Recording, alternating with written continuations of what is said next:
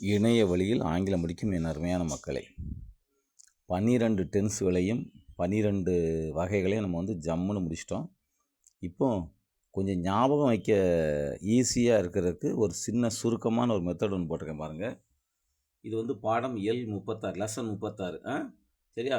மொத்தம் 3 காலங்கள்: நிகழ்காலம், கடந்த காலம், எதிர்காலம். 3 காலம்: நீ காலம், காலம், ஏ காலம். எதிர்காலம், கடந்த காலம், நிகழ்காலம்.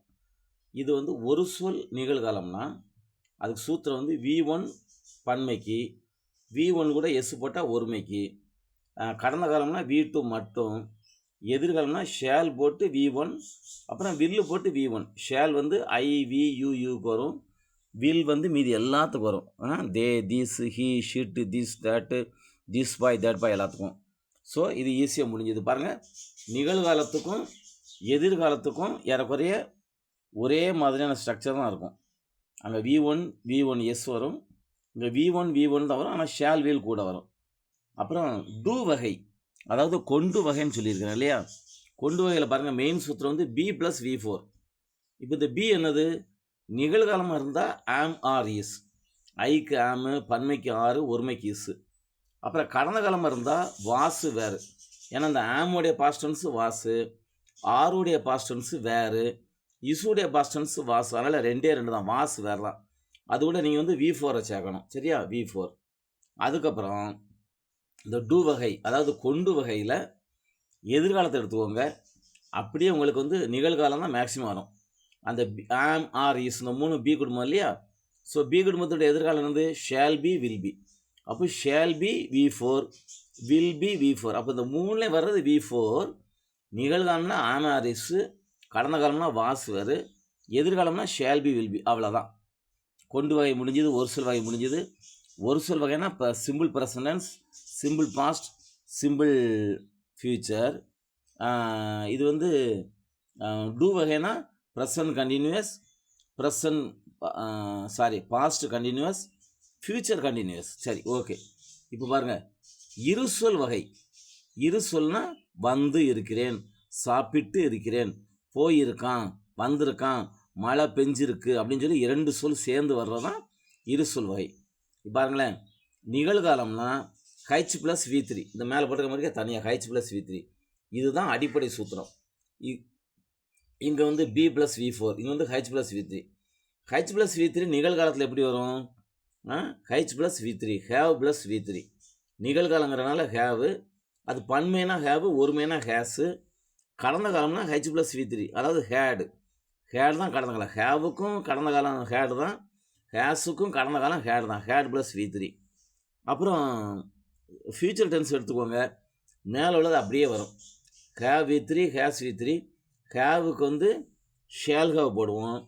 வில் வந்தாலும் வில் ஹேவ் தான் போடுவோம், வில் ஹேஸ் வராது. சரியா? இவ்வளோ தான் சூத்திரம். அப்புறம் பாருங்கள், டே வகை, கொண்டே வகை. இதுக்கு சூத்திரம் என்னது? H + been + V4. ஹைச்னா ஹேவு அல்லது ஹேஸு, பீன்னா பீன், BEEN, அதாவது be was been, is was been, அந்த மாதிரி அதுக்குள்ளே 3வது வார்த்தை. அப்போது have been V4, I have been eating, நான் சாப்பிட்டு கொண்டே இருக்கிறேன். அதான் அந்த டே வகை, கொண்டே வகை. இது சாப்பிட்டு இருக்கிறேன், வந்திருக்கிறேன், போயிருக்கிறேன், சொல்லி இருக்கிறேன், அப்படி இரு வார்த்தை. இது சாப்பிட்டு கொண்டு இருக்கிறேன், இது சாப்பிடுகிறேன். நீங்கள் எந்த வார்த்தை எடுத்தாலும் இதே மாதிரி சொல்லி பழகணும். வருகிறான், அதாவது கடந்த காலம் எடுத்துக்கூடாமே. வந்தான், வந்து கொண்டு இருந்தான், வந்திருந்தான், வந்து கொண்டே இருந்தான். வருவான், வந்து கொண்டு இருப்பான், வந்திருப்பான், வந்து கொண்டே இருப்பான், அப்படிங்கிற மாதிரி நீங்கள் சொல்லி பார்க்கணும். இப்போ have H + been + V4, have has இப்போ நிகழ்காலம், ஹேடு மட்டும்தான் இப்போ கடந்த காலம். இதுக்கு ஒருமை பன்மை கிடையாது. அப்புறம் அந்த மேலே உள்ளது கூட நீங்கள் ஷேல் வில் சேர்த்திங்கன்னா shall have been V4, will have been V4. அவ்வளோதான். இப்போ இதில் நீங்கள் ரொம்ப ரொம்ப கவனிக்க வேண்டியது, நீங்கள் எனக்கு சொந்தமாக இங்கிலீஷ் பேச முடியலை ஃபாதர், எனக்கு பயமாக இருக்குது, வெக்கமாக இருக்குது, நீங்கள் எத்தனை டென்ஸ் நடத்தி இவ்வளோ அழகாக சொல்லியிருக்கிறீங்க, இருந்தாலும் எனக்கு பேசுகிற புரியலை வைக்கல அப்படின்னா ஒன்றும் பிரச்சனை இல்லை. நீங்கள் கொஸ்டின் பேப்பரில் பாடத்தில் இந்த மாதிரி வார்த்தைகளை பார்க்கும்போது இல்லை என்ன வார்த்தை வந்திருக்குது? ஹைச் வந்திருக்குது. ஹைச் வந்தால் அந்த பின்னாடி V3 வந்திருக்கா, V4 வந்திருக்கா, V1 வந்திருக்கா, அதை வச்சே நீங்கள் வந்து அழகாக சூத்திரங்களை கண்டுபிடிச்சிடலாம், அதுக்கான அர்த்தத்தையும் கண்டுபிடிச்சிடலாம் இல்லையா? இப்போ இட் வில் ரன்னு போட்டிருக்கு, ஒரு புஸ்தகத்தில் வந்து எழுதியிருக்கு it will run. Somebody says, அதாவது யாரோ ஒருத்தர் சொல்கிறார் இட் வில் ரெயின் நவ் அப்படின்னா என்ன அர்த்தம்? இட் வில் ரன், அதாவது will plus V1, rain reigned raining. அப்போ இட் வில்லுனா எதிர்காலம், ரெயின்னா V1. அப்போ வில்லும் ரெயின் வந்தால் ஒரு சொல் எதிர்காலம். அப்போ மழை பெய்யும், அவ்வளோதான். அது மழை பெய்யும் கிடையாது, மழை பெய்யும். மழைக்கு வந்து இட்டு போடணும்னு நான் சொல்லியிருக்கிறேன். அப்போ இந்த மாதிரி ஈஸியாக நீங்கள் படிச்சுக்கிடலாம். அப்புறம் அடுத்ததான் நிகழ்காலமும் எதிர்காலம் மேக்ஸிமம் ஒரு போல் இருக்கும். நிகழ்காலத்தை மட்டும் பாருங்கள், நிகழ்காலத்தை மட்டும் மேலோடி பாருங்கள். இதுவும் எதிர்காலமும் ஏறக்குறைய ஒரே ஸ்ட்ரக்சராக இருக்கும். நீங்கள் ஞாபகம் வைக்க வேண்டியது கடந்த காலம் மட்டும்தான். கடந்த காலம் ரொம்ப ஈஸி, V2, அப்புறம் ஹேடு தான் வரும் எல்லாத்துக்கும்.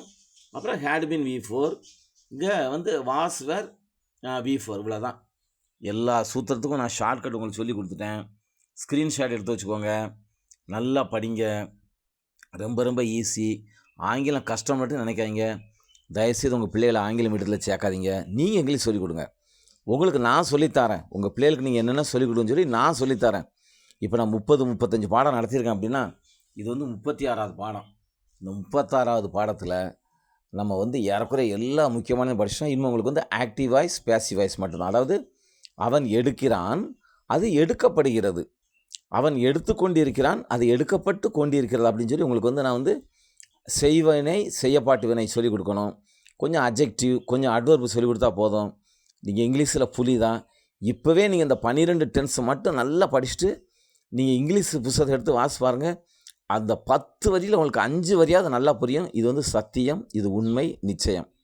நீங்கள் கவலையே பட வேண்டாங்க. நான் வந்து உங்களுக்காக ரொம்ப ரிஸ்க் எடுத்து என்னுடைய இந்த சுகமில்லாத நேரத்தில் கூட நான் உங்களுக்காக எளிதாக இங்கிலீஷ் சொல்லி நடத்திருக்கேன். கவலைப்படாமல் படிங்க, சூப்பராக படிங்க. உங்களுக்கு பேச முடியாட்டியும் பரவாயில்ல, அர்த்தம் பேசுகிற என்னன்னு உங்களுக்கு புரிய வரும். அல்லது ஏன்ட்ட வந்து நீங்கள் கேளுங்க, ஃபாதர் ஒரு 4 வரி எக்ஸசைஸ் கொடுங்க ஃபாதர்னு சொல்லுங்கள். நான் ஒரு 4 தமிழ் வரி தரேன், நீங்கள் அதை இங்கிலீஷ் எழுத ட்ரை பண்ணுங்கள். எழுதி எனக்கு வாட்ஸ்அப்பில் அனுப்புங்க. நான் அதை சரியாக தவறா, ஏன் சரி ஏன் தவறு, ஏன் நீங்கள் இப்படி எழுதுனீங்க, இப்படி எழுதியிருக்கலாம்னு சொல்லி உங்களுக்கு நான் வந்து நிறைய கற்றுக் கொடுப்பேன். நீங்கள் எழுத தான், அதாவது செந்தமிழும் நாப்பழக்கம், சித்திரமும் கைப்பழக்கம். அதே மாதிரி இங்கிலீஷும் நீங்கள் எழுத தான் வரும், பேச தான் வரும், யோசிக்க தான் வரும், எக்ஸசைஸ் பண்ண தான் வரும். கவலைப்படாதீங்க. கடவுள் நல்லவர், நம் எல்லோர் மீதும் அன்புள்ளவர். இந்த காற்று, கடல், நீர், நெருப்பு, ஆகாயம், இந்த பஞ்சபெரும் பூதங்கள் அனைத்தும் நம்மை அன்பு செய்கின்றன. நமக்கு ஒரு குறையும் தராது. நாம் எல்லோரும் நல்லா இருப்போம்.